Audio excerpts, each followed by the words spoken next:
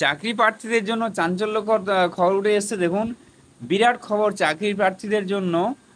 1.60 লক্ষ অর্থাৎ 1,60,000 নতুন শিক্ষক নিয়োগ করতে চলেছে এই রাজ্যে। তো শিক্ষামন্ত্রী যা জানালেন আমি বিস্তারিত আলোচনা করবো এই ভিডিওর মাধ্যমে। আপনারা ভিডিও স্কিপ না করে সম্পূর্ণ দেখবেন, আর আমার এই চ্যানেল নতুন হয়ে থাকলে অবশ্যই সাবস্ক্রাইব করে দেবেন এই ধরনের আপডেট পাওয়ার জন্য। বিরাট খবর চাকরি প্রার্থীদের জন্য। বিহারে বিধানসভা নির্বাচনের আগে আরও একটি ঘোষণা করল নীতিশ সরকার। রাজ্য সরকার শিক্ষা ব্যবস্থাকে আরও উন্নত করতে 1,60,000 নতুন শিক্ষক নিয়োগ করবে।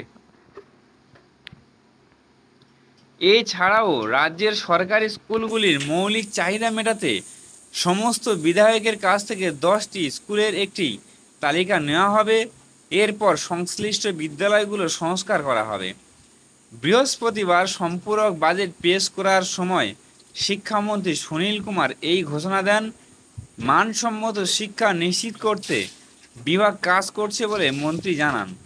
তাঁর ভাষণে মন্ত্রী বলেন যে মুখ্যমন্ত্রী নীতিশ কুমারের নেতৃত্বে শিক্ষা দপ্তর প্রত্যেকের ভালো এবং মানসম্পন্ন শিক্ষা নিশ্চিত করতে কাজ করছে।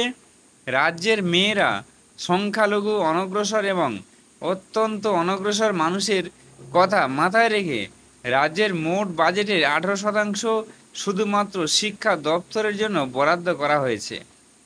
তিনি বলেন, শিক্ষার গুণগত মানোন্নয়নের জন্য একযোগে 1,73,000 শিক্ষক নিয়োগ করা হয়েছে।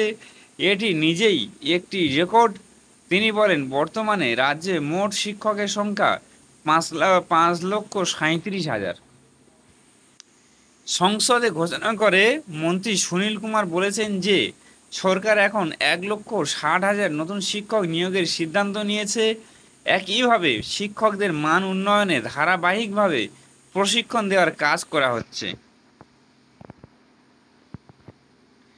তিনি বলেন, সরকার সিদ্ধান্ত নিয়েছে যে পড়ুয়ারা যাতে প্রতিযোগিতামূলক পরীক্ষায় সাফল্য পেতে পারে, সেই জন্য প্রতিযোগিতামূলক পরীক্ষার কথা মাথায় রেখে বিদ্যালয়ের সিলেবাস তৈরি করা হবে।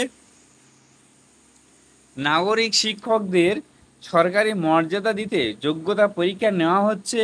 শিগগিরই 85,000 শিক্ষক যোগ্যতা পরীক্ষায় অংশ নেবেন। এছাড়াও নাগরিক সংস্থার অসুস্থ মহিলা এবং স্বামী স্ত্রীদেরও স্থানান্তর সুবিধা দেওয়া হবে।